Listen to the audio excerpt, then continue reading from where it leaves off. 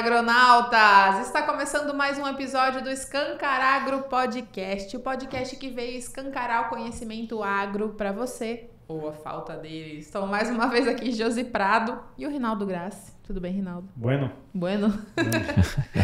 E hoje temos convidados muito especiais para falar sobre boas práticas para a agricultura sustentável. E quando a gente fala sustentável, sempre bom lembrar que estamos falando de agricultura rentável, tá, pessoal? Daqui a pouco eu vou apresentar eles para vocês, mas antes aqueles recados básicos. Se você está assistindo a gente do canal do YouTube, por favor, se inscreva nesse canal, não custa nada para você, 5 segundos. Você clica aqui no botão e ajuda muito a gente a alcançar um público cada vez maior e ajudar o nosso querido setor agro. Dê like aí, compartilhe, também siga a gente nas redes sociais e agradecer os nossos parceiros, primeiramente a nossa patrocinadora Master, a JCO Bioprodutos, e também os nossos parceiros, a Rádio Cidade. Estamos lá no programa Agrocidade, de segunda a sexta-feira, aqui na região do Matopiba, e também a nossa parceira a revista Adoro. Um abraço para vocês, pessoal. E para conversar sobre essa temática que é muito importante, que está muito em alta, nós temos aqui 2 convidados super especiais. Primeiramente, as damas, né? Estamos falando aqui com a Alessandra Terezinha Chaves Coutrin, que é doutora e mestre em botânica, especialista em gestão de recursos hídricos, especialista em gestão ambiental e sistemas agrícolas e é também assessora de sustentabilidade na JCO. E também estamos aqui com o Luiz Pradella, que é produtor rural, sócio-diretor do Grupo Pradella há 23 anos, formado como técnico agrícola e administrador, MBA em estratégia do agronegócio, vice-presidente na FEBRA-PDP, plantio direto na palha, diretor no GAAS, que é o Grupo Associado de Agricultura Sustentável. Tudo bem com vocês, pessoal? Um prazer ter vocês aqui conversando com a gente. Bom, prazer é todo meu. Estou muito feliz de estar aqui com vocês hoje. Parceria aqui também do Pradella, que é um amigo de longas datas. Já tive a oportunidade de trabalhar com ele em diferentes momentos. Eu estou aqui à disposição para tirar todas as dúvidas e, enfim, colaborar no que for possível. Maravilha. Bom, agradeço o convite para poder estar aqui falando novamente sobre sustentabilidade, bem lembrado, né? Rentável, em primeira mão e, enfim, parceria realmente de longa data com a Alessandra e nos trabalhos aí, né, da sustentabilidade. E fico à disposição aqui para a gente fazer esse bate-papo aqui nesse momento, né? Acho que é bastante importante a gente estar levando o conhecimento do agro de maneira geral, de tudo que é feito aqui na região, aqui, seja na propriedade, seja dentro das instituições, o que acontece, o que ocorre aqui no oeste da Bahia. Maravilha. E é bom, eu até falei sobre isso, né, essa questão da rentabilidade, porque como esse tema está muito em alta, muitas vezes eu vejo assim que vai caminhando para essa parte do sustentável ambiental, que é claro também isso, né? Mas que às vezes o pessoal, até o produtor chega assim, de novo vai falar disso, mas tem tudo a ver com a rentabilidade. Na verdade, essas duas coisas caminham totalmente juntas, né? E é esse o grande essa grande questão que a gente tem que desmistificar, né? Na verdade, a gente sempre fala do tripé, né, Josi? É ambiental, social e econômico, né? Então, se não tiver as 3 partes junto, não tem vida longa, nada, né? Então, a gente sempre tem que estar tratando do todo e desse tripé, né? Afinal, 2 pernas não fica de pé, 3, tá aí um tripé aí do lado aí, ó. É verdade. Tem os vários deles aí funcionando. Por que não tem 4, né? Que 3 já é suficiente. 3 é suficiente, 2 é pouco. Então... E antes de falar sobre isso também, gostaria que você contasse pra gente, Pradella, né, um pouquinho da sua trajetória, né? 23 anos à frente do grupo aí. Nós estamos aqui na região há 14 anos e desde o início também a gente já conhece, né, o seu trabalho, já ouve falar. Nunca tinha a oportunidade de conhecer pessoalmente, mas sempre vendo, né, nos eventos, enfim, em tudo aí do agro. Eu acho que saiu esses 23 anos aí é de Bahia, né? Praticamente. A gente já está, desde que eu saí do colégio agrícola, a gente voltou para a propriedade lá no ano de 90 e já fui assumindo junto com meu irmão, principalmente. Lógico que o pai meus pais davam as coordenadas para nós e a gente foi já tocando o negócio, e em 2000, final do ano 2000, que nós mudamos aqui para a Bahia, com o objetivo de expansão de áreas. Então, nós viemos do oeste do Paraná, Palotina, para cá. E lá também a gente tinha alguns trabalhos já nas diretorias, lá que seja grupo de jovem, que seja, enfim, algumas ações já que integravam as pessoas. Aqui, no primeiro momento, a gente foi correr atrás de realmente colocar a coisa para funcionar, e no momento seguinte a gente começou a participar também, tocamos o nosso negócio, né?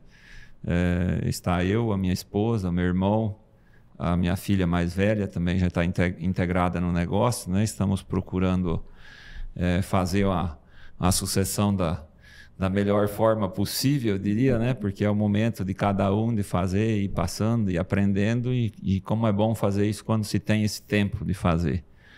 Então, a trajetória é essa, né? Envolvido aqui com principalmente essas duas diretorias, mas que na prática envolve aí diretamente a AIBA, né? Que é a associação maior aqui no oeste da Bahia, da qual a gente já foi vice-presidente, já também coordenamos a Bahia Farm Show aí por algumas edições também. A gente esteve à frente aí no comando da feira, e não na presidência exatamente, mas sempre tem muito o que fazer numa feira desse tamanho, né? E na Federação Brasileira de Plantio Direto, que estou há 7 anos representando a AIBA lá também, né? E há um pouco menos tempo no GAAS, que é o Grupo Associado de Agricultura Sustentável. Então tem todo um trabalho aí, a gente trazendo as pessoas, os produtores, para estar melhorando o nosso sistema de plantio direto. Enfim, acho que está havendo uma transformação muito grande aí que nós podemos estar falando aí na sequência, mas basicamente é essa trajetória, morando com família aqui em Luiz Eduardo a partir de 2007, né, que a gente ficou no trecho aí um tempo, e depois mudou com a família em definitivo para cá, né? Maravilha, uma história muito bonita, né? De muito exemplo. E a Alessandra, eu vou pedir também para falar um pouquinho, né, de como veio parar aqui no oeste da Bahia, e depois contar para a gente o que faz uma assessora de sustentabilidade. Então, na verdade, eu estou trabalhando nessa área de meio ambiente e sustentabilidade há mais de 25 anos. Olha. Eu fui professora da UNEB por um tempo, enfim, trabalhei nos cursos de agronomia e biologia. Estive no órgão de regulação estadual, então trabalhei também por um tempo no órgão de regulação estadual. E, na sequência, eu saí para fazer o doutorado. E quando eu voltei para a região oeste da Bahia, eu tive a oportunidade de trabalhar na AIBA, né, na Associação de Agricultores Irrigantes da Bahia. E por lá fiquei quase 10 anos. Foi lá que eu tive a oportunidade de conhecer Pradella, que é um grande exemplo hoje de produtor rural que realmente leva à risca o que é sustentabilidade no seu negócio. Porque sustentabilidade como vocês já falaram, envolve diferentes aspectos, não só o ambiental, mas o social e o econômico. Na verdade, o ambiental não existe se o econômico não estiver rodando. E agora, recente, né, cerca de 2 anos, eu resolvi montar uma empresa de consultoria. Hoje eu trabalho na consultoria ambiental. E hoje eu sou assessora da JCO, então assessora de sustentabilidade. E na JCO a gente trabalha na certificação dos produtos, para justamente mostrar que a gente consegue ter um produto rastreável, que cumpre os compliance não só da legislação ambiental, mas que pode extrapolar a legislação brasileira e também atingir normas internacionais, né? Enfim, para abrir novos mercados de produtos. Hoje a gente já tem 6 produtos certificados da JCO com o selo IBD, que é um selo que atende não só a expectativa do mercado nacional, mas dos Estados Unidos, a União Europeia, Japão. Enfim, a gente consegue, na verdade, ter inserção desses produtos no mercado internacional também. E a gente também está trabalhando com a agenda ESG, que é importante. Na verdade, a gente tem envolvido diferentes setores da indústria hoje para mostrar a transparência no processo, né, da indústria JCO e da LO Miller, justamente para mostrar que todos os processos eles podem ser rastreáveis e transparentes na empresa. Porque toda a questão legal ela já se cumpre naturalmente, né? E hoje a gente está extrapolando não só a questão legal, mas trazendo também a sustentabilidade em todos os processos internos. E a gente quer dar transparência nisso. E a JCO é uma das pioneiras, né, aqui na região oeste, tem mais de 25 anos no mercado, já tem atuação em mais de 14 estados brasileiros, então isso que é importante, a gente reconhecer a qualidade do produto, a gente vinha falando anteriormente isso, então a gente consegue mostrar hoje a qualidade do produto JCO nos diferentes produtos, né, disponibilizado no mercado, mas também a gente consegue comprovar rastreabilidade no processo, interno e externo, que eu acho que isso é importante também, já que a gente está falando de produto biológico, produto vivo, né? Eu acho que para o produtor rural isso é fundamental, né? Garantia de qualidade. Então, acho que a JCO tem mostrado isso ao longo do tempo e comprovado isso no campo. Então, isso fica fácil para um assessor de sustentabilidade quando a gente consegue conduzir isso dentro de uma fábrica que te dá essa oportunidade também. Maravilha. Muito legal também. E, bom, a gente falou aqui, Pradella, diversas vezes sobre plantio direto, né? Aliás, a gente tem falado muito, né, nos últimos tempos, justamente por conta que a gente vê esse maior interesse, né? Até produtor aí colocando, né, o carro na frente do boi até para conseguir colocar o sistema para funcionar, muitas vezes não estando preparado para isso. E que é natural, né? Acontece também, faz parte do processo de aprendizado. E a gente tem, até hoje mesmo, a gente já gravou falando sobre que apesar de tudo isso estar falando tanto, apenas 7% foi um dado que o nosso convidado trouxe, que está aplicando de fato para plantio direto como se deve, né? E como é difícil você organizar tudo para que esses outros 93 venham para junto dessa prática, né? Porque cada realidade é uma realidade, tem zilhões de realidades ali, de onde você tá para caminhar para esse estágio, digamos assim, mais avançado do plantio direto. E você é uma referência, né, há muitos anos em relação a isso, né? Quando você veio lá do Paraná para cá, você já chegou colocando ele? Ou teve um tempo para... Porque, como o José falou, né? Quando a gente pensa nisso... Hoje, na verdade, está muito já mais, né? Mas se você pegar e voltar o quê? 10, 12, 15 anos mais ou menos atrás, existiam os mitos, né? De Bahia não dá para fazer palha, e não sei o que lá, né? E nesse tempo, enquanto todo mundo colocava dificuldade, a gente já ouvia falar que você já fazia. Estou falando de um corte de 2009, 2010 para cá. Mas voltando um máximo para trás, né? Lá em 2000, já chegou com essas premissas? Teve um tempo de maturação até você... instaurar ele? Como é que foi esse processo? Então, vamos falar um pouquinho da história de novo. Eu sempre tenho uma história aí para dar uma risada, para falar dessas horas. É que lá na década de 80, eu ainda bem criança, e o pai falou, vamos começar a fazer plantio direto, né? E aí, na época, você tinha tudo, né? Toda a falta de conhecimento possível, tudo que você tinha.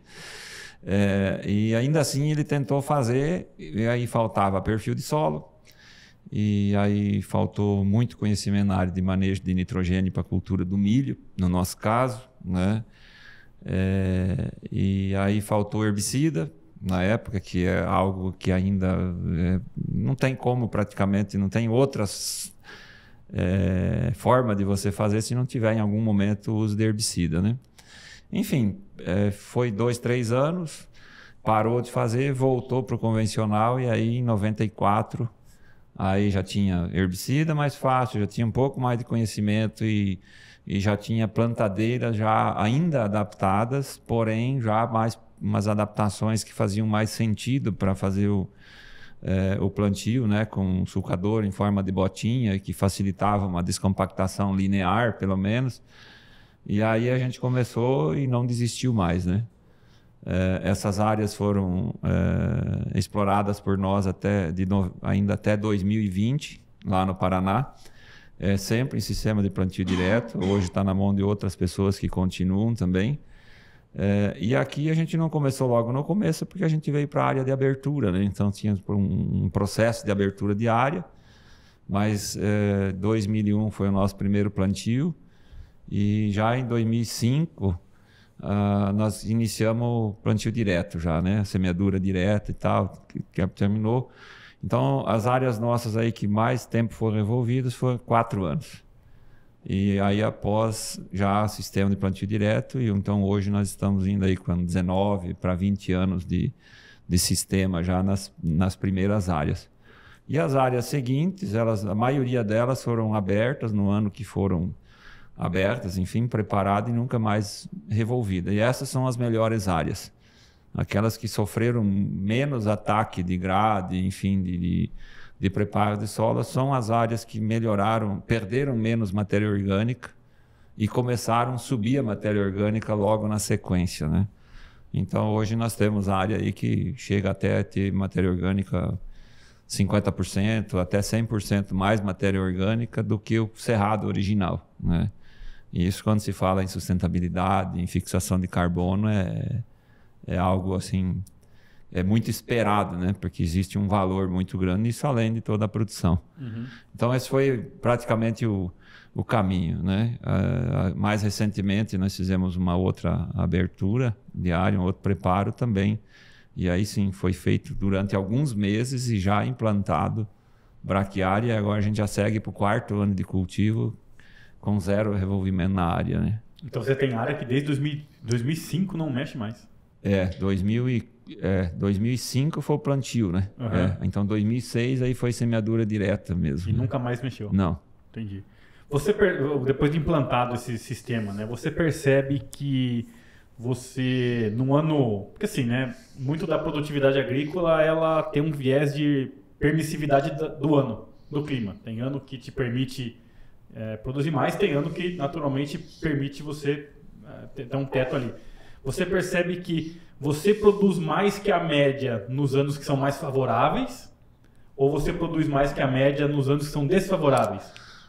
A diferença é maior nos anos desfavoráveis, tanto com falta e quanto com excesso de chuva, né? É um exemplo da safra 22, 23, que choveu demais, né? Então nós tivemos muita planta, diga-se assim, para facilitar para o leigo que está nos ouvindo, plantas que se afogaram, literalmente, né? Tanta água, então elas não conseguiam comer, né? O alimento está aí, mas tem muita água, então é a mesma coisa que eu colocar uma colher de feijão num litro de água. Sim. Eu vou ter que tomar 1 litro de água para comer uma colher de feijão, né? Assim, para ser bem prático. Então, e esse problema se viu nos solos mal drenados, né? Nos solos melhor drenados, ou seja, que tinha cobertura melhor, tinha um enraizamento de braquiária, enfim, de pânico, esse problema não ocorreu, porque chovia e a água percolava, né? E chovia novamente e a água percolava, e a planta veio normal, né? E na falta de água é o que aconteceu agora na última safra, que eu acho que cada vez mais, como a Josi falou, essa prática ela vem se solidificando, né? Então nós tivemos o que aí no início, né? Se você tem um solo revolvido, normalmente você aguarda a chuva de 100, 150 milímetros para dar início no plantio, né? E quando você tem palha, nem chuva você espera mais. Você planta no pó, que a gente chama, né? Que no pó, o pó está escondido, embaixo da palha. Terra seca e aguarda a chuva. Mas se tiver que aguardar a chuva, com 6 meses de sol, que é o normal aqui na região, começa a chover. 30 milímetros, você solta o plantio, e se a lavoura tiver que aguardar 30 dias a chuva, ela vai nascer, vai estabelecer e vai aguardar os 30 dias de chuva, né? Nós já tivemos isso. Então, e outra, e se plantar no pó, nós temos aqui caso nosso na última safra, com 17 milímetros, nasceu. A gente não sabe quanto precisava, sabe que com 17 nasceu. Mas tem um colega que plantou e choveu 12 milímetros. E estabeleceu a lavoura dele com 12 milímetros, né? Então, você vê que nós estamos falando aí de 10, 15, talvez, para ser mais seguro e mais tranquilo, vamos falar aí 30% da água para implantar uma lavoura, você implanta e ela vai suportar. Então, veja o quanto a gente economiza, né? De água. E na última safra, né, falando de potencial, quantos de nós produtores perdemos a janela de plantio por não ter uma boa palhada ou um sistema de plantio direto? Ao invés de plantar em novembro, acabou tendo que plantar lá em dezembro, porque não tinha água para germinar. Aquelas plantas a lavoura que foram estabelecidas na época certa, elas ficaram ali, patinaram, sofreram um pouco, mas quando chegou a água lá, elas foram e produziram muito bem, né? Então teve diferenças absurdas, né? Vamos falar em sacas aí, sei lá, de 20 sacas, de 30, em alguns casos de 50 sacas, porque daí depois lá no final faltou água de novo. Teve o problema sério da mosca branca, que foi a nível de Brasil, né? Que é um problema mundial, não é só um benefício do oeste da Bahia, né? A mosca branca. Então, assim, é uma diferença muito grande na hora do aperto, né? Você ter um sistema estabelecido ou não tê-lo. Uhum. E hoje, só para contextualizar quem é de outras regiões, né, e não conhece, quantos hectares tem plantio direto? Hoje, se nós considerarmos esse número que é uma realidade, 7%, nós temos aqui... Digo no caso de você, se você puder compartilhar. Eu não gosto de falar em tamanho de área de plantio, enfim, mas no nosso caso é 100%. Proporção, sim. É só 100%. Não tem problema. Então... E é soja e quais culturas? As lavouras econômicas hoje, nossa, em uma das fazendas é soja e milho.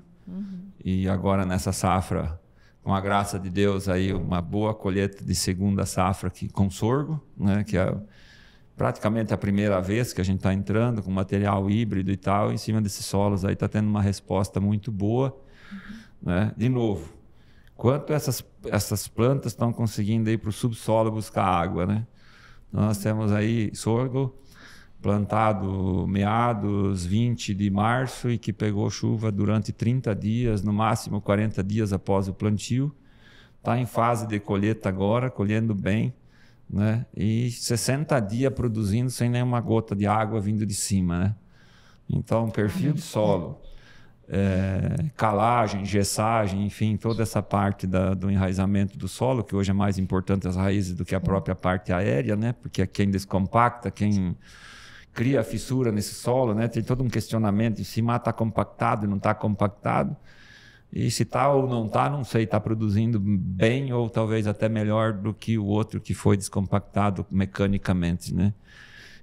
Mas essas plantas estão conseguindo buscar águas profundas, né? As braquiárias aí têm sido feito trincheira de 3, 4 metros, já teve produtor que fez até mais do que isso, encontrando as raízes realmente, buscando esses nutrientes que estariam lixiviados, né? A soja tem um enraizamento mais superficial, então busca potássio e outros elementos lá e põe à disposição de novo aqui na superfície, né? E deixa essas fissuras para as raízes das plantas econômicas descer buscar água e também nutrientes, né?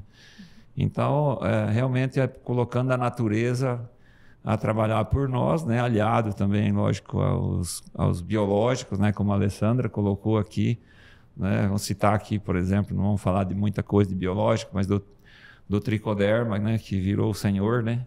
Senhor tricoderma, porque pense num camarada que tem colaborado com a atividade, com as raízes, com as plantas, e assim no controle de doença, né? Principalmente questão de mofo branco, enfim, um fungo aí muito utilizado e que poderia e deve e será mais utilizado ainda a cada dia que passa, porque ele realmente está aí colaborando muito com a produção e com a produção sustentável, né? Porque aumenta o volume de raízes, aí você vai continuar tendo nematóide lá no teu solo, só que com mais raízes, um solo mais equilibrado, vai tamponar esse problema aí, você vai estar produzindo bem. Naturalmente colabora com a saúde do solo, né, Pradella? E além de tudo, eu acho que o Pradella mencionou bem com relação à questão da cobertura do solo, a gente também colabora com a recarga do aquífero, né, Pradella? Então, aqui a gente tem na região oeste o aquífero Urucuia. Então, se você tem manejo adequado, você evita, além de colaborar com a infiltração de água no solo, você evita processo erosivo. A gente não pode esquecer que das 12 maiores bacias hidrográficas do continente sul-americano, 8 nascem aqui no Cerrado, no Cerrado. Então, a colaboração dos agricultores, não só mantendo as áreas de reserva legal, APP, que é um requisito previsto no Código Florestal Brasileiro e na legislação dos diferentes estados, né, na legislação florestal, o manejo de solo, o cumprimento de condicionantes e o exemplo de produtores rurais como o Pradella, que realmente aplica em 100% da área o sistema de plantio direto, é um diferencial para o Cerrado, para a agricultura desenvolvida no Cerrado, né? Atividade agro-silvopastoril, né? Conduzida no Cerrado. E o que se vê hoje mais do que nunca, né? Então, nós estávamos falando lá de quase 30 anos, né? 28 anos de sistema plantio direto. E nos últimos 3, 5 anos, nós tivemos com certeza muito mais evolução e mudanças no sistema para melhor do que os outros 20, quase 30 para trás, né?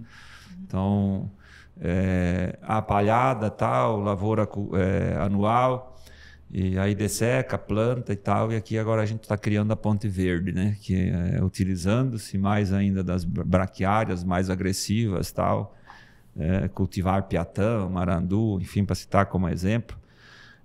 E essas culturas elas estão conseguindo atravessar o período da seca todo verde, né? Está produzindo mesmo? Não está produzindo, mas as raízes estão vivas, estão trabalhando, né? Então, o que se fazia de dessecação aí no mês de maio, junho, tal, logo após as colheitas de milho no consórcio com braquiária, hoje já não se faz mais isso, né? Se leva cada vez mais para frente, né? Se leva para frente ao ponto de a gente estar caminhando para não matar mais isso, né?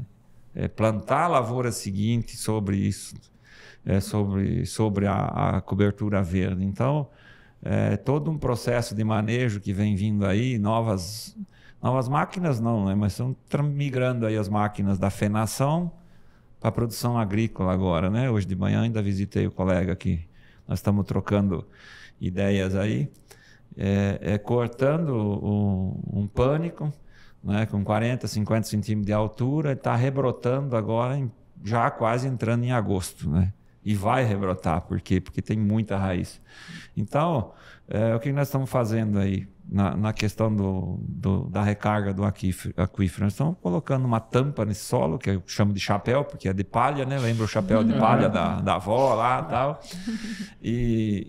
E criando capilaridade nesse solo, né? Porque aí a água vem de baixo para cima, né? Se você colocar um pedaço de lona, por exemplo, no pátio da sua casa lá, em questão de 24 horas você pode tirar a lona que vai ter água lá, né? Ou seja, vai ter umidade, não vai verter água, mas ela está ali, né?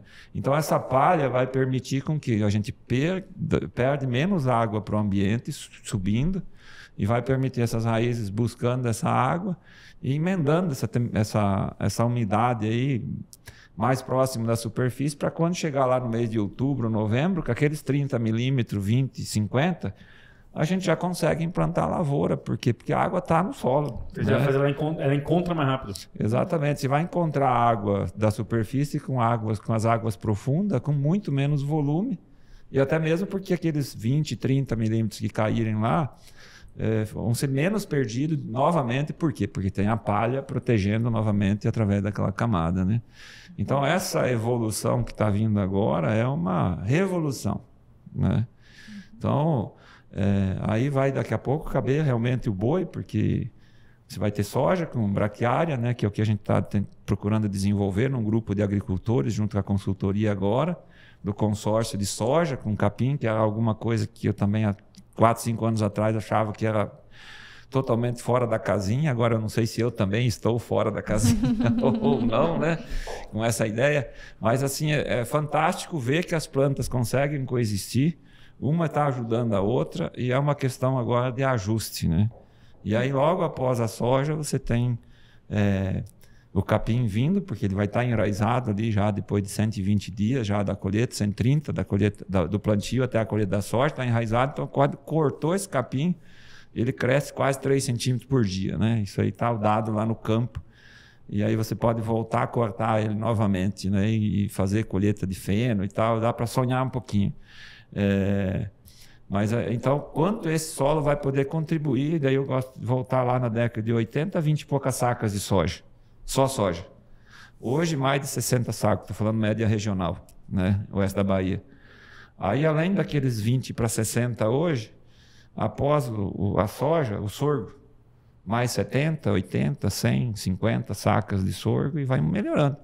Então, nós mais do que quase praticamente 8 vezes o que se produzia há 40 anos atrás, de potencial, né? de tonelada pelo mesmo hectare e ainda o solo melhorando, que a matéria orgânica está melhor do que o cerrado. É isso, Theo. Se você entrar na Conab lá e olhar a série histórica das safras de grãos, né? Eles juntam todas as culturas ali, etc. Eles chegam num número um pouco abaixo disso, né? Mas é meio que a área agrícola dobrando, mas a produtividade aumentando 4 vezes. Isso. Isso aí fica bem nítido ali. O caso específico da Bahia, importando, ele é um pouco mais, eu acho que... Agressivo, né? Agressivo por quê? Porque uma coisa é você produzir soja como nós produzimos no oeste do Paraná. Solo fértil, 70% de argila e tal. Né? E aí o que eu não falei da história antes, porque lá diziam que não dava por conta que era muita argila fazer plantio direto, né? Sempre tem alguém que fala que não dá, né? E aqui não dava porque era muito arenoso, né? Enfim, a gente conseguiu fazer nos 2 lugares. Mas como o solo era extremamente fraco aqui, então isso fica mais exponencial, né? O produtor não consegue fazer um negócio meia sola aqui, ou ele faz bem feito ou não vai acontecer.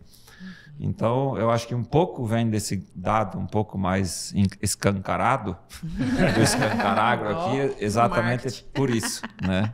Também. Porque se sai de uma dificuldade enorme para trabalhar direito, né? Fazer bem feito. E isso o produtor, a pesquisa aqui, a área de consultoria tem buscado muito isso, a Embrapa, enfim, a gente tem buscado muito isso, né? Quando a gente vai para a linha de compactação, que é um problema, né? O simples fato de estar trabalhando, vamos falar assim, até foi um do pessoal que veio aqui na semana do plantio direto, ele chegou e colocou um termo que eu acho que é o que eu acho que é o que vai pegar, que ele falou, não, é sistema plantio direto na palha de verdade, né? Porque existem os sistemas de plantio direto que não são de verdade, né?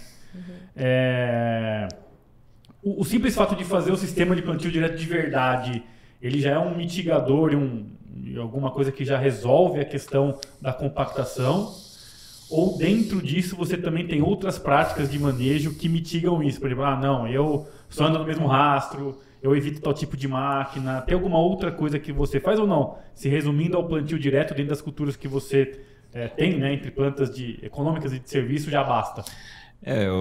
Na verdade, sempre vai ser um conjunto, né? Até eu lembrei de novo da questão do tripé, né? Há quem diga, né? Não sei quem falou, mas é que sempre quando tiver algo sustentável vai ter 3 itens, né? Então, se você for medir um volume, você vai ter profundidade, altura e largura. É o tripé. Quando você vai lá para a comunidade divina também, você tem 3 e assim por diante, né? Não sei os outros exemplos que eu vi isso aí, né? Então, sempre vai ser um conjunto complementar. Então, vamos lá. Primeiro, vamos lá para o plantio direto de verdade, sim ou não, né? A gente já tem o termo construído. Então, você tem o plantio convencional, onde você revolve solo, com grade, escarificação, arado, enfim, várias formas. Nós temos a semeadura direta, da qual o Brasil já faz aí 45 milhões de hectares de semeadura direta, que é onde você tem, por exemplo, soja e milho. E soja e milho de novo. E depois soja e milho de novo, você tem aí, e não revolve o solo, você tem uma semeadura direta. O que nós já economizamos milhões e milhões de toneladas de perda de solo por esse motivo. Já é uma baita de uma prática, né? E depois nós temos o sistema plantio direto, que o que nós estamos falando aqui é de sistema, né? Onde você tem o tripé.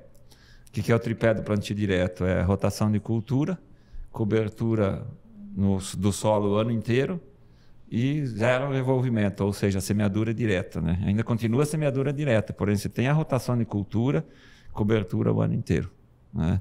O que vai sofisticar esse plantio direto aí vai ser agora a Ponte Verde, né? Que a Tanlau e tal, as maiores autoridades de carbono no mundo, nós temos que manter esse solo vivo o ano inteiro. Até ele fala, muitos de nós achamos que o solo é um monte de terra. Não, o solo é um organismo vivo. Ratanlau fala que o solo é uma entidade, né? É muito mais do que né?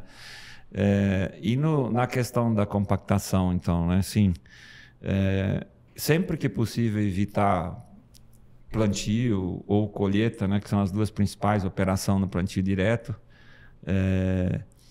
com solo com umidade excessiva, né?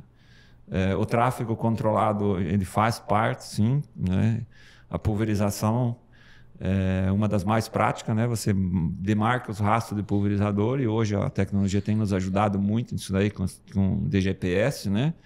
Então, o piloto automático, você monta aí a tua estrutura para saber onde é a entrada no talhão, onde é a saída, onde vai ser as manobras, tudo certinho. Então, onde é a pulverização é uma estrada de pulverização, né? Que na verdade é um trilho, né? Porque cada pneu vai passar num lugar, então você não tem uma estrada ali, você tem a passagem do pneu. Sempre que possível, as demais máquinas serem múltiplos para chegar no rastro do pulverizador, então, porque daí você já aproveita. E lembrar, né, que as máquinas crescem e muitas vezes nós também esquecemos que teria que crescer a base dessas máquinas para manter a compactação baixa, como é na tração animal. Então, hoje nós temos 14 vezes mais compactação do que da época da tração animal, né? Então, se não tivermos cuidado de quando entrar na lavoura, por onde entrar, nós vamos realmente comprometer o sistema, né? Agora, o que tem sido visto, né, e não é só nós que vimos isso na nossa propriedade, é que praticamente não tem um motivo justo para fazer revolvimento de solo, para descompactar quando você tem a rotação de cultura. E se você eventualmente tem alguma cabeceira, beirada e tal, que teve pisoteio e tal, ao invés de mexer, às vezes tem que renunciar aí uma safra, ou vai fazer um milho, abre o espaçamento de milho, o espaçamento é 50, abre para 1 metro, e coloca a braquiária no meio aí, que no outro ano tem certeza que vai estar melhor que o talhão para dentro, a cabeceira, né? Então, é a busca incessante por não revolver solo, né? E aí, voltando um pouquinho que eu falei de 100%, né? De área, na safra passada, nós temos uma área aí que está terminando de ajustar, então tem algum lugar que teve que mexer, uma beiradinha e tal. As beiradinhas que foi mexido, né, os locais, aí a gente perdeu 100% do plantio de soja, assim como a maioria que tinha área revolvida perdeu. E isso é questão de 20 centímetros, sabe? Você está indo com a plantadeira aqui, atravessa uma mancha de solo ali revolvida que acertou o relevo e tal, perdeu a lavoura, passou lá, entrou na palha, volta a ter a lavoura de novo, né? Então, assim, nesses anos mais complicados, realmente... Então, mas voltando, sempre vai ser um conjunto de técnicas para você conduzir isso, né? Então, as colheitadeiras grandes hoje tem a possibilidade da esteira, tem o pneu radial, enfim, tem meios para isso, né? Mas tem também um caminho bastante longo da indústria também vir entender um pouco melhor isso, né? Junto com a gente e tal, e agora no evento Plantio Direto, nós tivemos uma indústria aí, agora estamos convidados a participar com eles num desenvolvimento, porque eles estão entendendo que nós estamos em outra fase, né? Então vamos precisar realmente desenvolver novas plantadeiras, novos equipamentos aí para fazer o manejo dessa cobertura viva e tal. É um momento, de novo, como eu falei anteriormente, de repente 50 anos de plantio direto, pegando a história toda, né, do plantio direto, talvez os últimos 5 anos teve mais mudança, e nós vamos ter nos próximos 2, 3 agora, do que teve nessa história toda. Assim como celular, outras tantas tecnologias, né, o quanto evoluiu nossos carros, nossas casas, enfim, tudo isso tem uma evolução muito rápida nos últimos anos, né? É isso que eu ia comentar, que isso vai ser muito mais rápido agora nos próximos anos, justamente por conta dessa conexão de informação, né? Imagina, 20 anos atrás vocês não tinham tudo isso acessível na palma da mão, né? Imagina o quanto que vai acelerar esse processo agora em diante, né? E até pela demanda do consumidor. Exatamente. Exato. Na verdade, os olhares do mundo hoje estão para o cerrado, né? Então, a demanda do mercado é grande hoje para reduzir a emissão de gás carbono, né? Isso é claro. E isso vai não só no manejo da propriedade mais adequado, né? Cada vez mais adequado. Eu acho que até o conceito do sistema de plantio direto ele tem que ser amplamente difundido, porque realmente existe esse conceito e muitas vezes existe um equívoco de interpretação. E existe uma pressão também sobre a diminuição da abertura de novas áreas.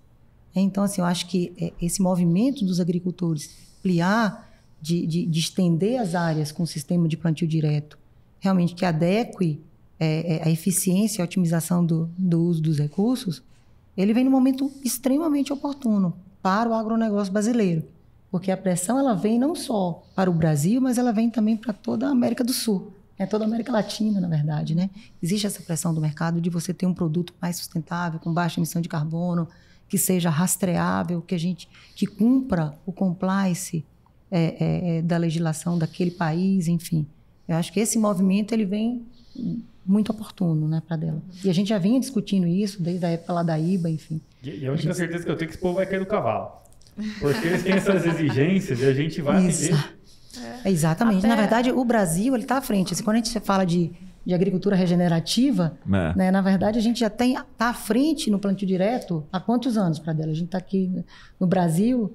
Há 52 anos, então, né? Que iniciou aqui, né? Então, o que é a agricultura regenerativa num país tropical, né?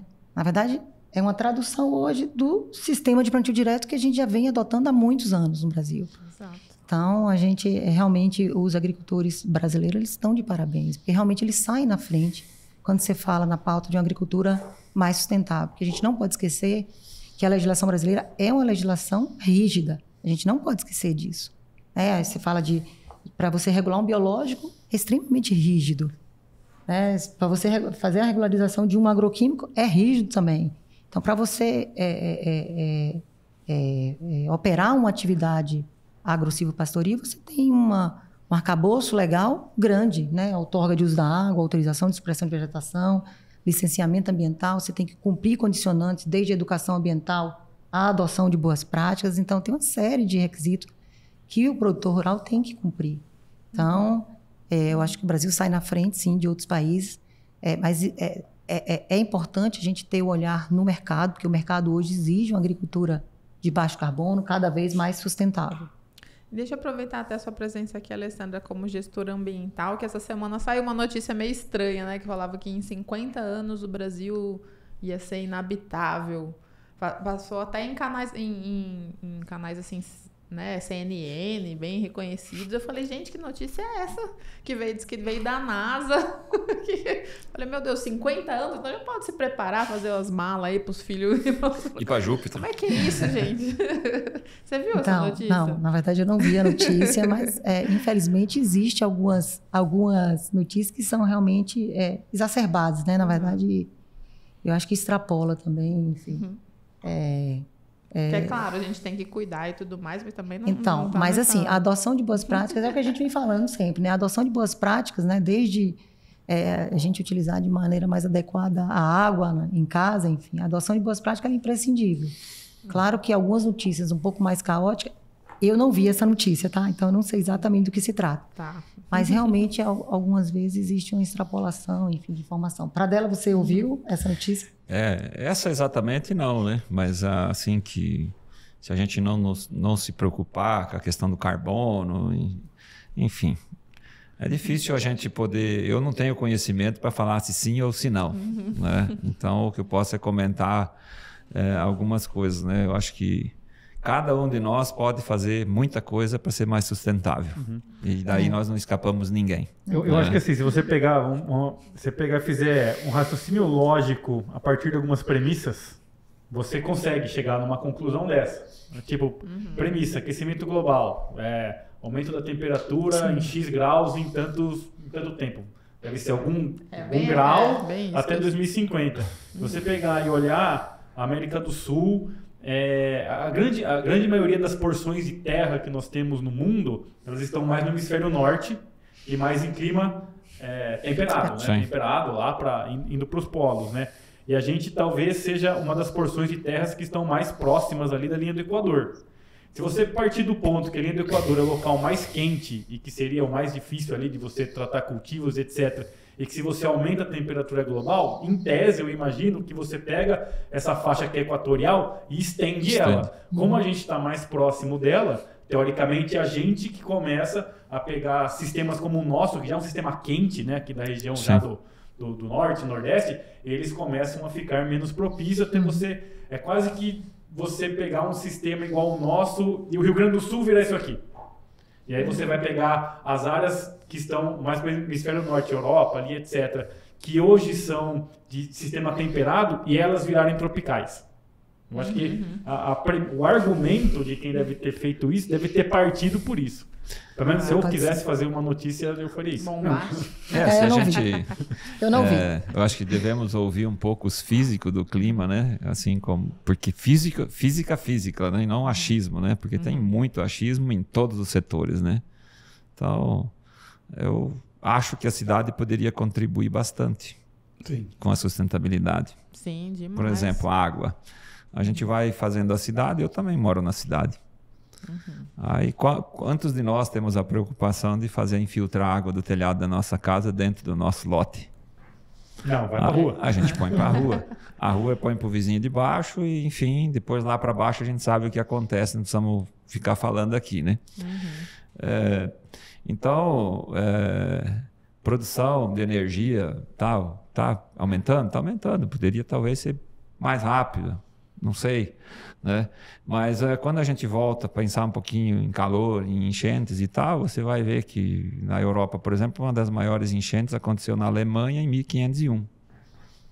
Aí quantos milhões de pessoas tinha em 1501? Eu acho que não tinha 1 bilhão, não sei. Mas era muito menos do que hoje.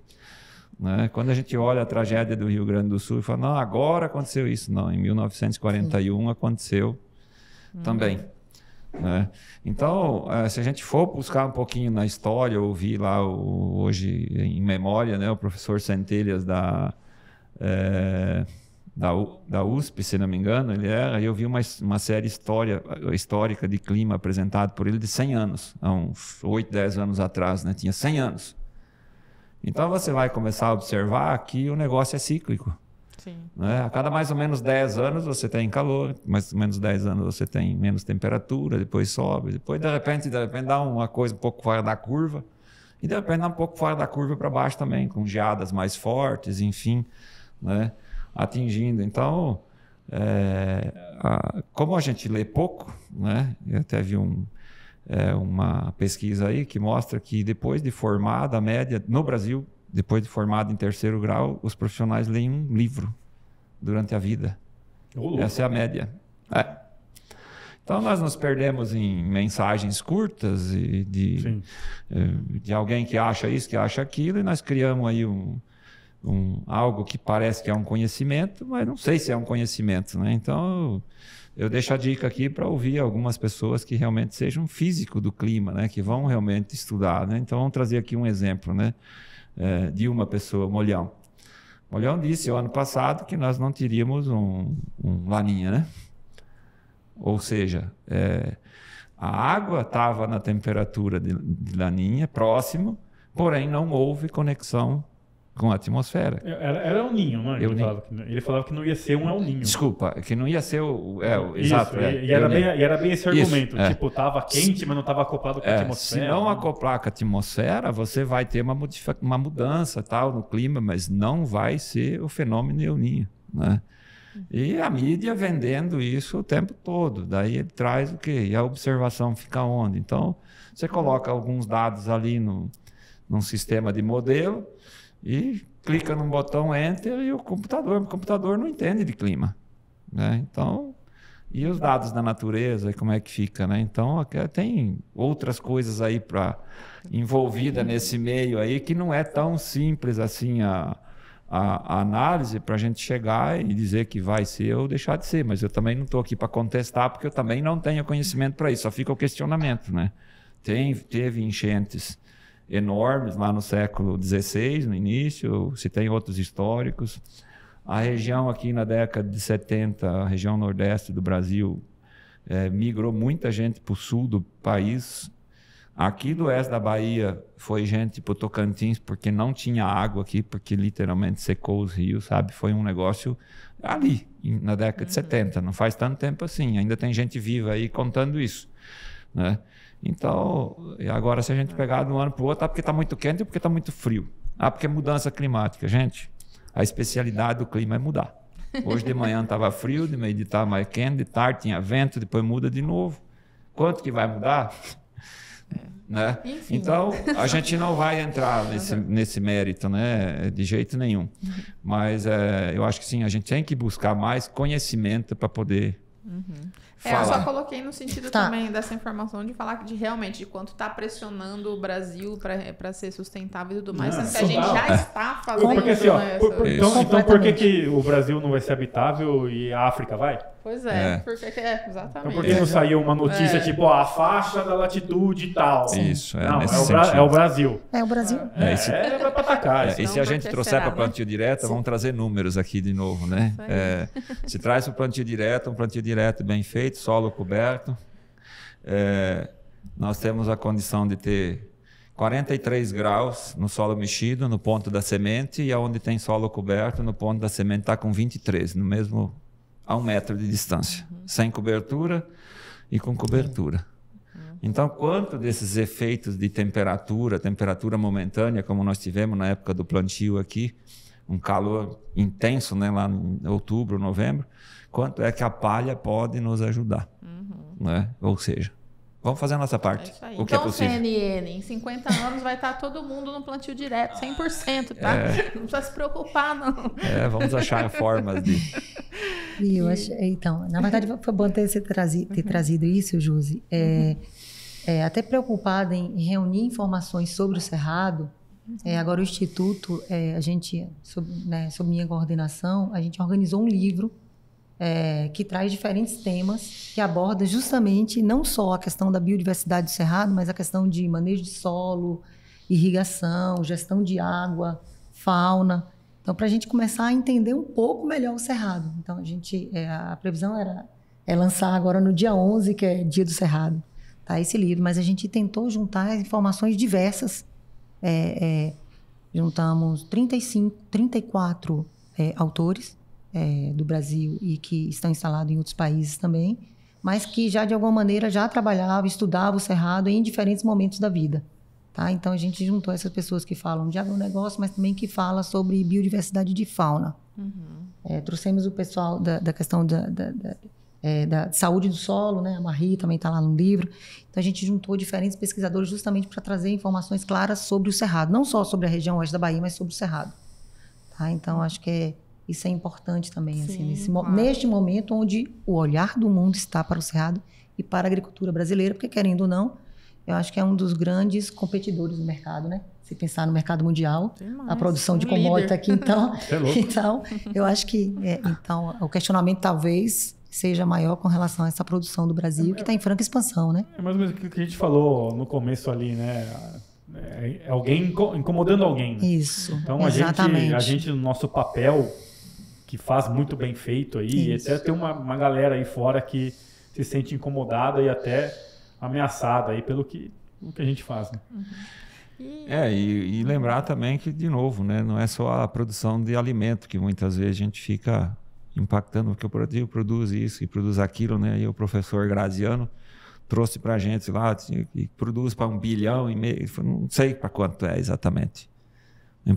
O que importa é que nós estamos o Brasil é muito importante na produção de alimento para o mundo, na produção de fibras, na produção de bioenergia, né? Isso. Então, a agricultura, o agronegócio não está trazendo só alimento para a mesa, está trazendo várias outras coisas, né? Tanto que se você está usando um calçado de couro, está vindo de lá. Né? Está usando um algodão, está vindo de lá. Enfim, e tem possibilidade de melhorar muito isso agora entrando... já na questão aí dos remineralizadores de solo e tal, que vai começar a se falar daquilo que era antes da guerra, né? Que tudo que a gente vive hoje foi do pós-guerra, né? Precisava produzir muito, então vamos simplificar a operação aqui e tal, indústria, e vamos colocar, mas a gente está perdendo nutrientes, né? Todo aquele suplemento que a gente vai lá buscar, de repente ele podia estar ali, né? Talvez não seja o momento aqui ainda, mas... eu ia falar disso, vamos falar sobre remineralizado e depois voltar um pouquinho também para a questão da integração lavoura-pecuária, que a gente começou a entrar e depois desviou para Ok. Pode continuar, então. Não, podemos voltar sem problema nenhum, mas não... Os alimentos serão mais completos à medida que a indústria, enfim, que nós vamos utilizar, e muita coisa que está à nossa volta, né? Pode... conduzir. Não, conduz aí. Eu só ia falar para, de repente, contextualizar de forma técnica para quem não conhece esse termo, né? O que é um remineralizador. Pó de rocha. Eu sou agrônoma, tá? O que é exatamente o conceito e o que tem se trabalhado nessa área? Então, é um trabalho mais recente um pouco, né? Mas que, na verdade, é antigo. A questão dos remineralizadores. Para ficar mais fácil, pó de rocha. Né? Calcário também é um pó de rocha, né? Tem ali alguns nutrientes, não vamos esquecer disso. Gesso lá da fonte também tem. Mas porque normalmente os remineralizadores têm ou é potássio ou é fósforo, né? na essência dele ali.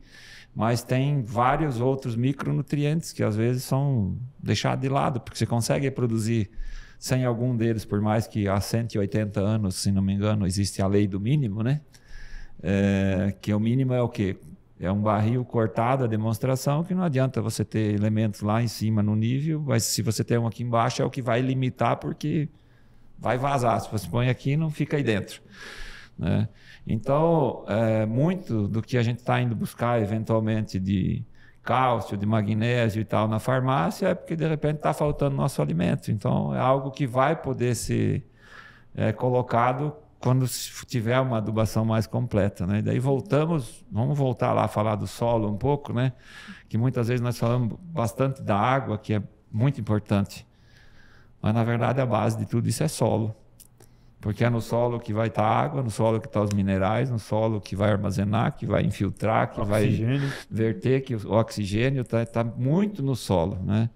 Então, a responsabilidade realmente do produtor cada vez vai ficar maior. Porque é esse solo que vai eternizar gerações.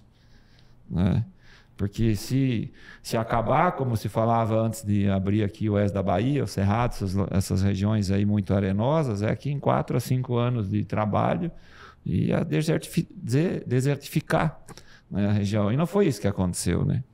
A gente acabou de falar e o quanto nós crescemos na produtividade, melhoramos o solo, ainda fixamos carbono nesse solo, estamos cumprindo uma agenda ambiental, né, Alessandra, com isso, e cada vez mais deixando esse solo, esse sistema de produção mais resiliente ao excesso de chuva, porque permeia, e quando há falta de chuva, diminuição de chuva, ele consegue armazenar e tem capilaridade para essa água vir de baixo para cima, enfim, haver essa contribuição. Então, realmente, o cuidado com o solo lá, o tráfego controlado, aquelas outras técnicas que nós falamos antes, cada vez mais elas vão ter que estar em pauta, né? Porque senão é muito fácil, né? Compactou, busco ali um equipamento ali e vou revolver o solo, né? Então não é, eu vou fazer porque aconteceu. Eu tenho que saber o que eu deixei de fazer que levei à compactação. Mudar um pouquinho essa... E aí isso aí vem muito do GAAS, né? Que é o Grupo Associado de Agricultura Sustentável, que a pergunta lá muda. Está compactado, eu vou revolver. Não, por que compactou? Né? E aí vem aí um programa japonês aí que eu não vou dar muito detalhe, mas até porque eu não sei para falar exatamente dos detalhes, mas um produto que vem vindo aí biológico também, a gente já falou especializado em descompactação de solo, né? Então assim, acho que as alternativas vão surgindo à medida que a gente vai sentar aqui nessa mesa e vai falar, está doendo aqui, está doendo ali e tal, e vamos ter que resolver essas dores, né? E não exatamente revolver solo mecanicamente. Positivo. A gente já falou outras vezes aqui sobre pó de rocha, mas eu nunca tinha me tocado dessa questão, né? Porque realmente, quando a gente começou a trabalhar no pós-guerra para trabalhar esse fertilizante para ele vir de uma forma mais solúvel, só que mais isolado o nutriente, né?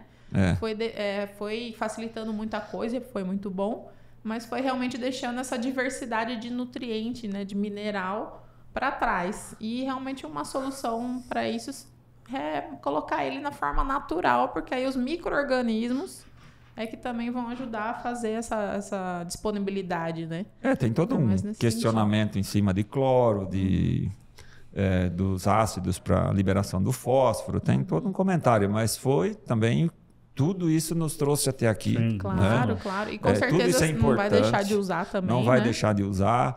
E vai ser talvez um período de transição, que ninguém sabe quantos anos vai também demorar para a gente fazer essa transição até que a gente consiga ir para um novo modelo, assim como aconteceu lá na guerra. Né? Você acha que sobre os o pó de rocha? Sim. Ufa, não fui só eu. Eu tentei falar, eu consigo falar, mas não deu certo. Não deu. Obrigada. Você acha que esse tipo de solução, todo ambiente está preparado para receber isso, ou existem ambientes que estão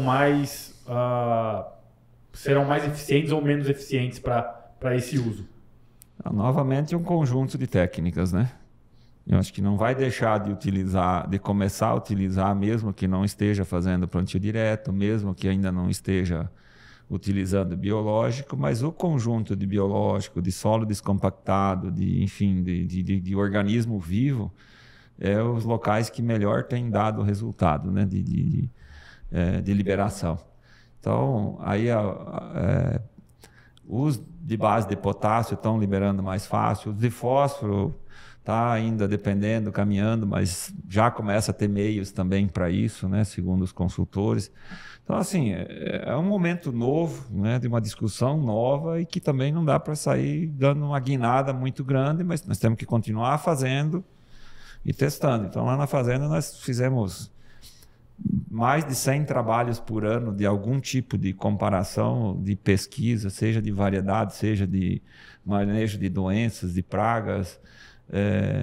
Agora nós estamos acertando mais uma marca de germinalizador para fazer também no trabalho de pesquisa, com repetição e tal, para você realmente ter dados e resultados, né? Para a hora que esse negócio chegar no formato, a gente ir virando a chave. E uma pequena área, a gente está virando a chave mesmo, está tirando o cloreto de potássio e entrando 100% com ele numa pequena área, né? Porque, de novo, vem a questão econômica. Você vai fazer, mas não pode deixar de ganhar dinheiro, né?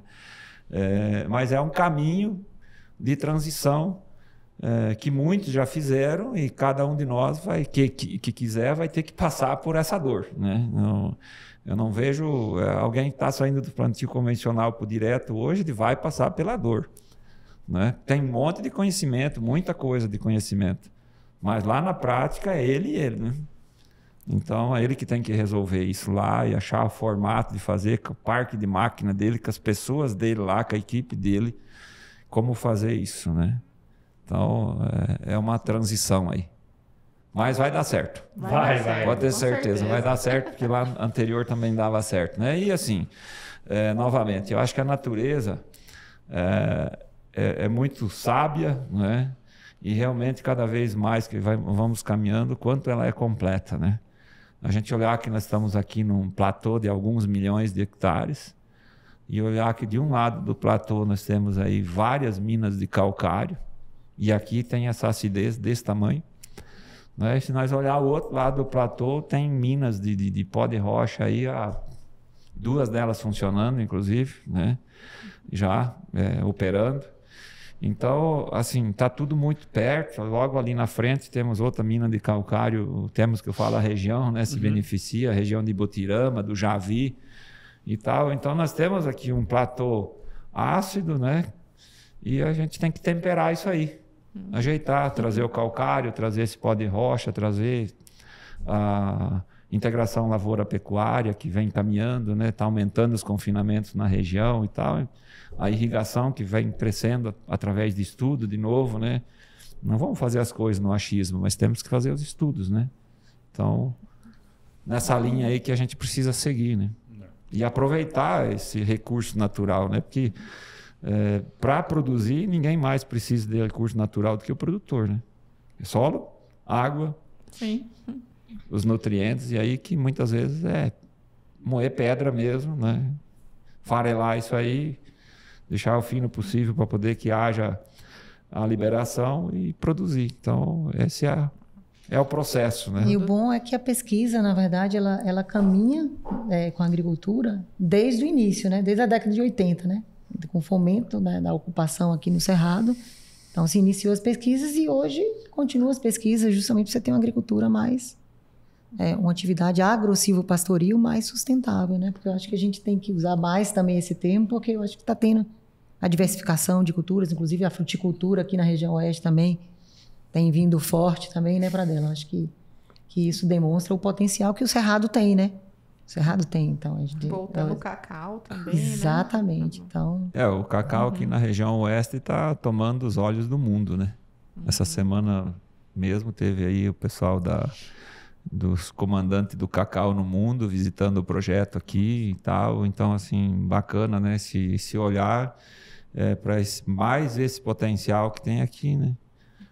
Rio Grande, os outros rios aí que a gente pode quase considerar o Rio Nilo, no oeste da Bahia, né? Porque se tem realmente se tem terras férteis aí no vale, né? Muitas delas servem de adubo para essa área de chapada, e servem mesmo, né? Tem água, e energia se produz, né? Questão de organizar, e a fruticultura está aí. Então, é o que se sonha, né? Amanhã depois ter realmente uma rodovia de cada lado do rio, uma boa linha de energia e fruta, né? Você vê quantas 1.000 toneladas de banana já sai daqui da região por ano, né? Sendo o segundo polo aí. Outras frutas, tantas que se produz aqui, e o cacau, que é a bola da vez aí, que está desenvolvendo uma tecnologia extremamente moderna para o mundo, né? Porque é cacau a céu aberto, aí não é cabruca, aquele sistema no meio da mata e tal, realmente para produzir, né? E, inclusive, aproveitando outras áreas já abertas, né, Pradella? Acho que o aproveitamento de área de, talvez, pastagens degradadas, enfim, que tenha pouca utilização, né? Pouca produtividade. Então, você está utilizando essas áreas hoje, do cacau e da banana, já em áreas abertas, consolidadas, enfim. Que diminui também a pressão. Mais inteligente, né? Que diminui a pressão sobre a abertura de novas áreas no Cerrado. Exato. Acho que esse aproveitamento, essa conversão, né? Acho que é importante também, acho. Com certeza. Eu acho que essa vai ser uma diretriz muito forte, né? Dos próximos anos, né? Sim, independente de governo que entra e sai, eu acho que vai ser uma diretriz forte de aproveitamento de áreas, né, degradadas. E muito da necessidade do alimento, né? A mudança nos hábitos alimentares e tal, vai puxar muito isso, né? Nós não estamos tão longe dos grandes centros, né? Estamos aqui, eu sempre falo que, e é verdade isso, né? Tá na nossa cara, nós estamos mais próximos de 3 capitais do que da nossa capital, né? Então nós também estamos próximos de público consumidor, né? Nós temos Palmas, Brasília, Goiânia, que é mais perto do que Salvador daqui, né?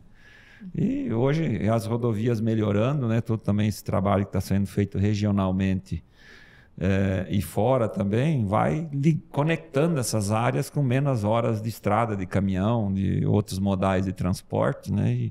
E vai dando acesso, né? À alimentação. E, Pradella, lá vocês têm vocês trabalham com essa integração lavoura-pecuária? Vocês têm animais lá também?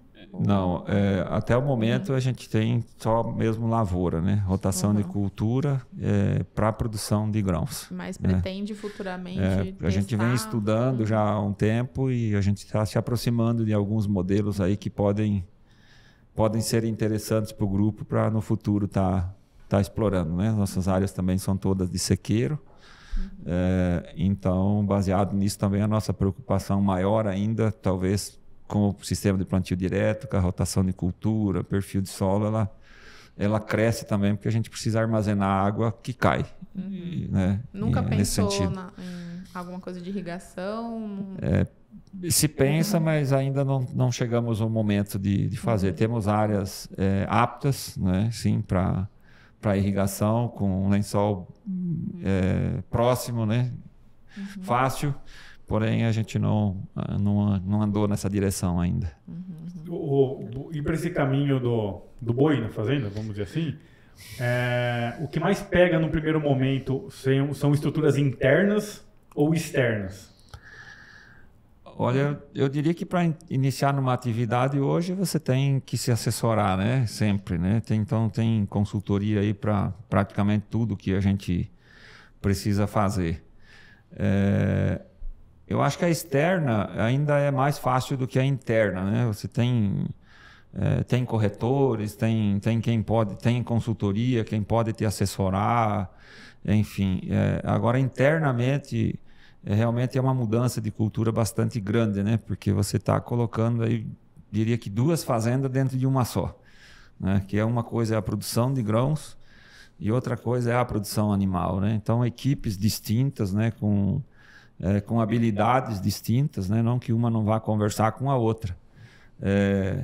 Quando se fala de produção de alimento, é a mesma equipe. Mas quando você trata de alimentar o gado, né? Aí você está tratando de outro negócio realmente, né?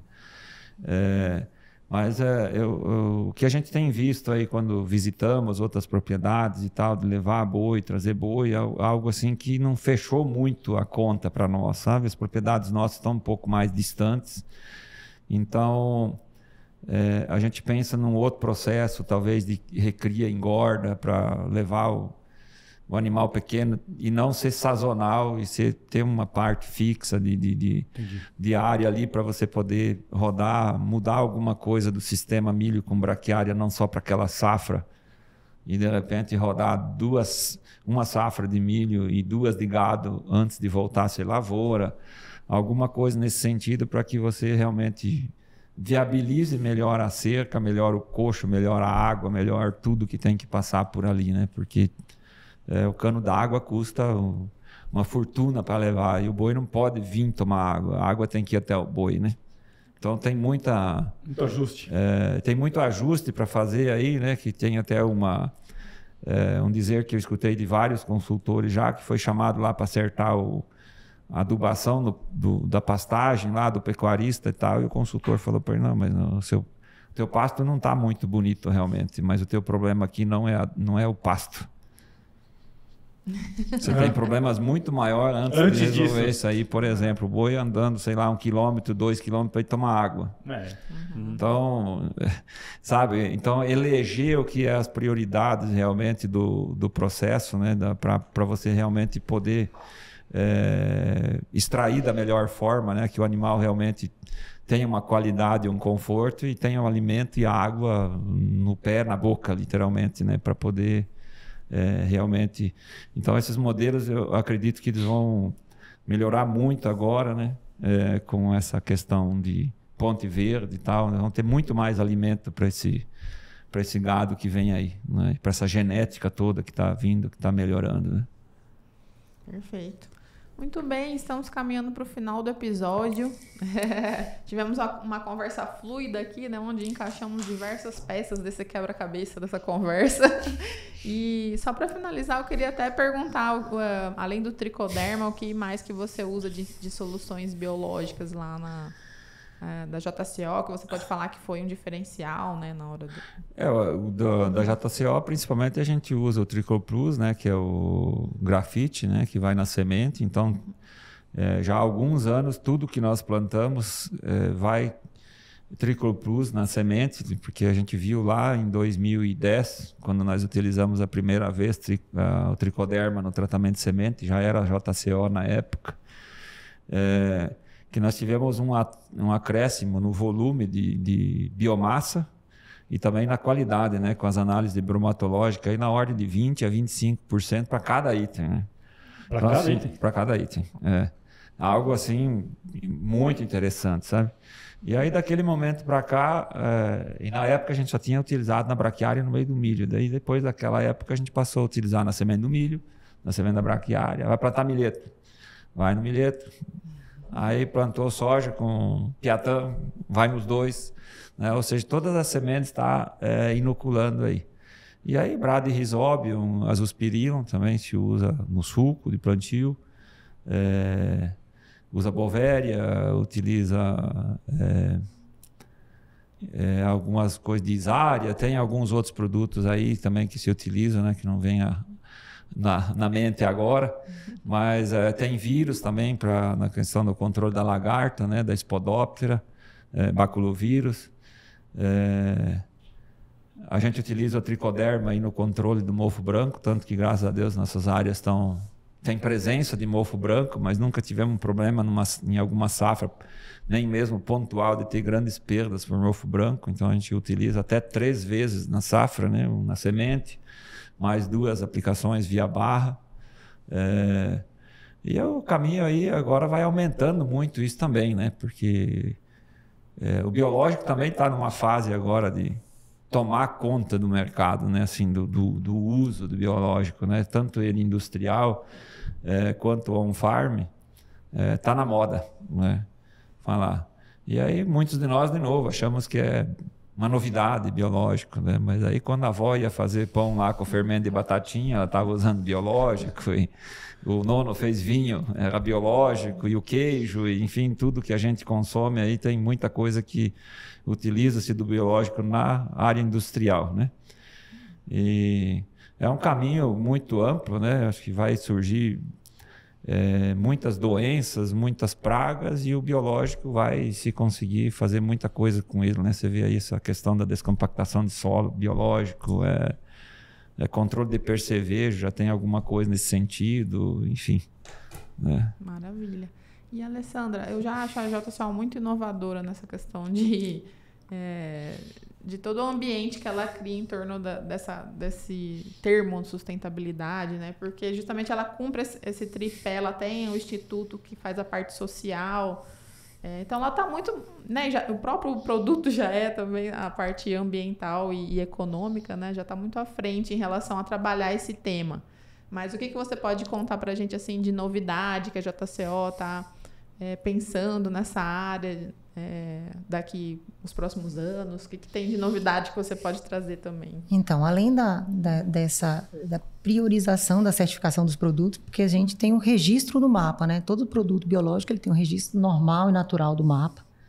A gente procurou o IBD justamente para a gente ter uma garantia que esse produto poderia ser utilizado para a agricultura orgânica ou para a agricultura regenerativa, enfim, como se queira chamar. Hoje a gente tem 6 produtos já certificados, não só indutores de crescimento, mas também defensivos e fertilizantes. São 6 produtos, né? O Gavit, o BS10, o Tricopus, o Tricoagro, o BTQ. São produtos hoje já reconhecidos no mercado nacional e internacional como um produto que pode ser utilizado para a agricultura orgânica. Tá? Então, a agenda ESG que a gente tem trabalhado internamente, e a gente está realmente buscando identificar qual o perfil do produtor rural hoje quando se fala de agricultura regenerativa aqui na região. Então, como é o cliente JCO? Então, o cliente JCO, além dele cumprir o requisito legal de ter lá o cadastro ambiental rural, qual o biológico que ele utiliza? Como é o manejo de solo dele? Qual a rotação de cultura que ele utiliza para realmente classificar o que é agricultura regenerativa naquela micro-região? Que é como o Pradella falou. Na verdade, quando a gente fala de sistema de plantio direto, a gente também tem a questão da rotação de cultura, que é muito particular do produtor rural. Então, talvez o que... E da região, né? E da região. Por conta de que cada região tem suas culturas. Exatamente. Sim. E a gente está falando de uma diversidade de gramíneas, de uma diversidade de leguminosas, que vão trazer benefícios naturais, né, para o solo, né? Enfim, trazer a biodiversidade. E o biológico, né? Então, assim, qual é o produto biológico que determinado produtor usa e quais são os tipos de rotação de cultura que ele usa. Uhum. Então, justamente para conhecer realmente e tentar delinear o que é agricultura regenerativa aqui nos trópicos, né? Uhum. Que a gente não tem isso muito claro. Então, trouxeram esse termo para o Brasil, que é o que a gente vinha falando anteriormente, né? A gente tem um sistema de plantio direto. Trouxeram esse termo para o Brasil, mas o que é realmente agricultura regenerativa? Quando a gente fala de diversidade de sistema, quando a gente fala de uma agricultura de baixo carbono, uma rotação de cultura. Então, realmente, a gente está tentando buscar isso na JCO. A gente já tem um mapeamento, né? Começou a mapear aqui na Bahia, mas a JCO hoje está presente em uma área de aproximadamente 4 milhões de hectares, né? Uhum. Em 14 estados do Brasil. Isso demonstra, na verdade, credibilidade, garantia no processo, né? Assim, eu acho que, principalmente, eu sempre falo lá na JCO, qual o grande diferencial da JCO? Eu acho que a gente tem que deixar isso muito claro. É qualidade nos processos. E quando a gente tem uma certificação dentro da empresa, que tem auditoria, que vem um auditor e que audita o processo e que a gente consegue rastrear, consegue quantificar tudo, isso dá mais garantia, inclusive, para o usuário. Uhum. Né? Então, para o Pradella que está lá na ponta, que precisa de um produto biológico. Então, o grande diferencial da JCO é a qualidade nos processos e o investimento em pesquisadores. Então, eu sou assessora de sustentabilidade da JCO, mas dentro da JCO a gente tem 25 doutores em diferentes áreas. Então, é um investimento em pesquisa. Então, é o que a gente falou. o seu Zé Cláudio, desde o início, ele investe em pesquisa, em melhorar e trazer uma inovação para o campo. Não só para a fábrica, porque a gente está pensando em transparência, em rastreabilidade de processo e compliance interno, mas também trazer sempre a inovação para o campo, que é isso que o produtor espera. O produtor quer mais produtividade, né? Então, ele quer um ambiente mais sustentável, considerando o tripé. Então, é isso que a gente tem buscado.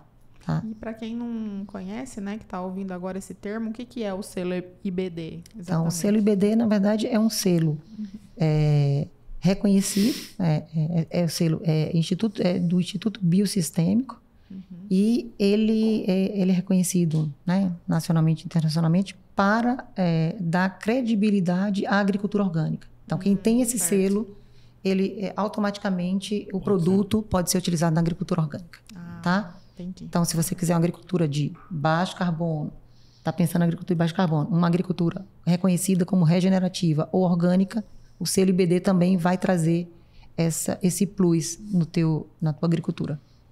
Maravilha, muito bom. Então é isso, né? Acho que ficou muito legal, muito completa a nossa conversa aqui. E eu deixo o espaço para as palavras finais que vocês quiserem deixar de recado ou convidar para conhecer o trabalho de vocês, né? Fiquem à vontade. Começar pelo Pradella. Bom, dizer que além de a gente ser produtor, né, nós participamos das associações, então fica um convite aos demais produtores também para juntar-se, né, de forma organizada, porque é assim que a gente vai conseguir dar visibilidade para o agro, né, com mais gente envolvida. Tem N projetos, né, se a gente falar aqui só da AIBA, né, muitos e muitos projetos mesmo, nas mais variadas áreas, seja no social, seja na estrutura, seja da organização política, enfim, são várias áreas de atuação lá dentro de casa e que sempre precisa de produtor para estar acompanhando esses projetos, né? A nível de propriedade, nós também recebemos lá várias visitas de alunos de universidade, de faculdade de agronomia, de área ambiental, de colégio agrícola, também comunidade quilombola, de pequenos produtores do entorno da propriedade, para mostrar o nosso trabalho, né? Então, tem muito essa questão da cultura do fogo na região ainda, né? A cultura antiga, e que só vai mudar isso aí quando a gente realmente conseguir colocar que é possível fazer sem ele, né? Ou em algum momento vai ser necessário, mas aí não pode passar da divisa, né? De preferência. Então, esse é um trabalho que a gente tem feito na propriedade, temos recebido os estagiários também para estar estagiando conosco, então procurando fazer um pouco do que é possível ser feito, né, de estar levando a técnica, trazendo para dentro, mostrando que é possível. E daqui agradeço, né, a oportunidade de estar aqui com vocês esse tempo. E parabenizo também o Escancar Agro aí por essa atitude maravilhosa de poder estar gerando e levando esse conhecimento e dando visibilidade para o agronegócio, e nesse caso mais específico aqui do oeste da Bahia. Obrigado. Maravilha, nós que agradecemos. Então, Josi, na verdade foi um prazer estar aqui hoje, rever o Pradella, então é uma oportunidade. E me colocar à disposição. Então, quem quiser conhecer um pouco mais do trabalho da JCO, conhecer os produtos da JCO, né? A JCO fica na sede em Barreiras, enfim, pode entrar em contato e conhecer a fábrica, mas tem uma revenda aqui em Luiz Eduardo Magalhães e em outros estados, no Tocantins também, enfim. Pode entrar em contato. E eu estou à disposição para tirar qualquer dúvida, enfim, tá? Maravilha, muito obrigada também, Alessandra. E fica o convite, se vocês querem ir ver palha numa das fazendas. Isso. E eu tenho que dar parabéns a vocês. Parabéns, tá? Aí está estendido o convite. Obrigado. E parabéns pelo trabalho de vocês. Eu acho que está trazendo informação e isso é importante demais. Maravilha, a gente agradece muito mesmo. Faz parte da nossa missão, né? Ajudar nessa difusão do conhecimento, escancarar, né, o conhecimento para que a gente consiga evoluir cada vez mais no nosso setor. Então é isso. Mais uma O Rinaldo também tá ok. E você que está do outro lado já sabe, né? Se você acha que faltou alguma coisa que a gente não comentou aqui, ficou alguma dúvida, alguma reclamação até, a gente reiterar aqui também é bem-vindo, tá? Deixa aí os seus comentários abaixo do vídeo. Ou se for mais tímido, mais tímida, manda lá para contato@agroinsight.com.br. Muito obrigada pela sua audiência e até o próximo episódio. Tchau. Tchau.